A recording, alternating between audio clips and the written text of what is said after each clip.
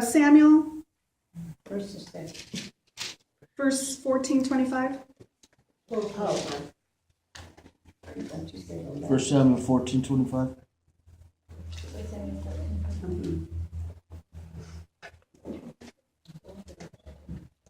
For 1 Samuel. Well, 12:14 is if you fear the Lord. Mine just says verse 14. Chapter 12, verse 14. It doesn't say the chapter, it just says verse 14. If you fear the Lord and serve him and obey his voice. 12. Is it? Sorry, I copied and pasted the Bible there to it, so that's probably it left off the very first part of it. Yes, 12:14. If you fear the Lord and serve him and obey his voice and not rebel against the commandment of the Lord, then shall both ye and also the king that reigneth over you continue following the Lord. And then if you jump to 25, it says, but if you shall still do wickedly, you shall be consumed, both ye and your king. Wow. Yeah. Talk about covenant. Your enemies becoming my enemies. Amen. That's why Adam, when he sinned, we all sinned. Covenant. God is the God of covenant. That's right. Amen. And so we understand when purpose starts to kick in, all of a sudden covenant of God begins to be reinforced in the land. Why, now you know why the enemy doesn't want it. Mm-hmm. Now you know why the enemy is after your marriage. Mm-hmm. After the very covenant of what God is wanting to do, trying to just keep us in that pastoral mode. Mm-hmm. Is everything okay? Is everything all right? Bishop, I know your wife isn't doing good. Just make everything okay in the house. And if you have to leave her, you have to leave her. We're shifting out of that into covenant, into purpose. Come on, we're more concerned about what God is saying. As prophets, we're more concerned about what God is saying. That's right. That's what prophets than we are. do. Covenant is serious when it comes to the purpose of building. Mm-hmm. It is serious. Look at this story. See, we got to get it right the first time, or we all could go up in smoke. That's what covenant is, man. If you go down, I go down.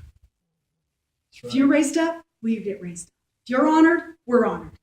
Amen. That's what covenant is. When we begin to build, covenant sets in. We got to get it right the first time, or we can all go down. Hello, Joshua. You and these people are about to cross over this overflowing Jordan. Amen. Saul, being moved by the people by not waiting for the word from the mouth of the prophet concerning the intent of God's purpose, ultimately cost them all the victory. Come on.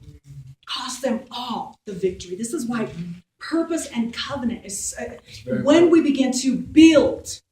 When we begin to build something. I'm not talking about going to church. Yeah, come on. I'm not talking about just going to church on Sundays, because you know what? You can not show up and it really doesn't affect. I mean, we miss you. We love you. We'd like to see you, but it's really not as much of an effect as when we begin to build. Where's my subcontractors? Where's my plumber? Where's my electrician? Things are on a deadline. Things have to be built by this such and such time. Come on, it becomes mandatory. Come on now. Things begin to be reinforced. We've got things to do. We've got something to take place. So it begins to move us, and we begin to shift out of that church mode. Mm-hmm. I'm just laying it straight here. We've got to understand that this is where God has taken us. So when Saul moved out ahead of time before getting the word of the Lord, it cost him all the victory. Mm-hmm. This is why we must choose you this day. Get in, get out, or get run over. Hello. Mm-hmm. Pastoral versus apostolic, church versus kingdom. Prophets need to discern agendas of the people. Thank you. We love the people, but we've got to learn how to discern the agendas of the people. Prophets don't lead you beside still waters. They don't lead you beside still waters. Amen. They sometimes lead you to overflowing banks of an impossible and passable Jordan, and say, we're about to cross over and shift. Yep. So like it or not, you better get in, get out, or get ran over. Mm-hmm. If one of us gets off, we all go down. Not enough life jackets. Hello. Have you ever seen the Titanic?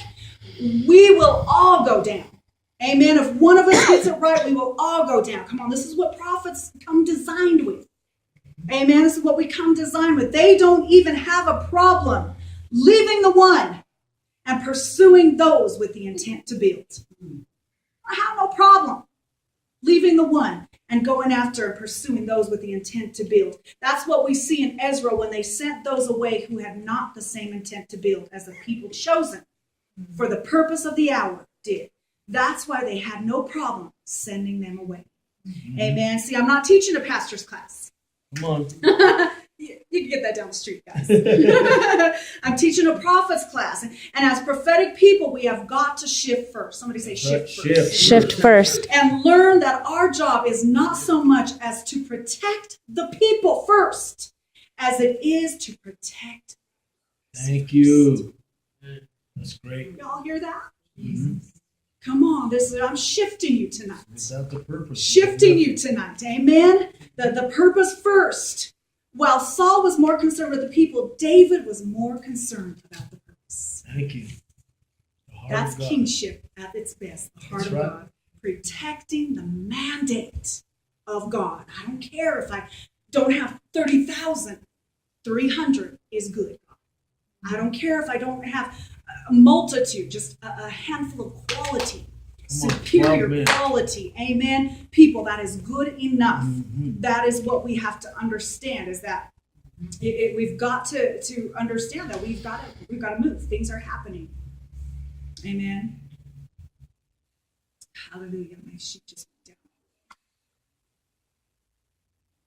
down. Yeah, see, Saul was more concerned with the people. Once we understand that if the purpose is protected,